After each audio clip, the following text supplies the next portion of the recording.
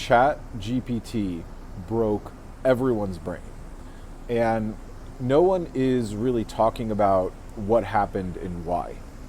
And I'm going to explain it to you from a cold email perspective, but you can actually apply this to all business communication.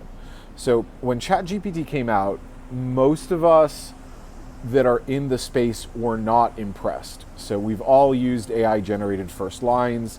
We've all been familiar with this technology and used it to make certain tasks faster. And what did happen was the general public stopped being impressed by sort of the fake LinkedIn, fake personalization vibe.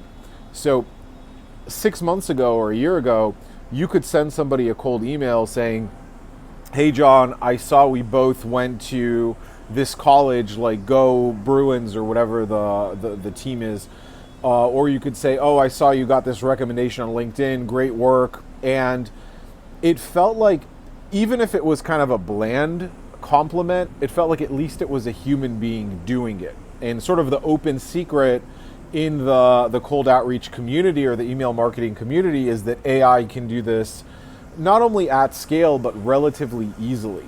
And the big thing that happened with ChatGPT is the secret is out. So pretty much everybody has some kind of experience using ChatGPT or seeing a bunch of examples of college essays being written or mass communications being sent.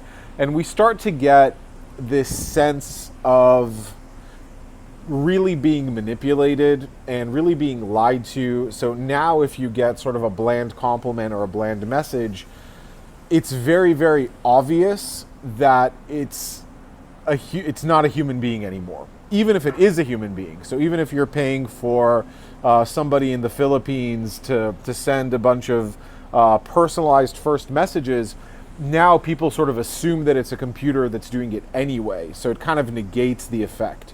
So this is going to change business communication forever because you can no longer rely on sort of these bland compliments. So what do you do instead?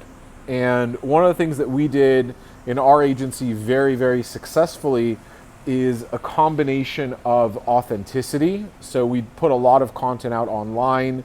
I do, my wife does, we work on it together. And also hyper relevancy. So instead of sending a personalized first line that's unique to that prospect, but not necessarily relevant to them, we will have very, very segmented lists and write everyone on that list. So let's say they do car windshield repair and they only live in Ohio. So we have a specific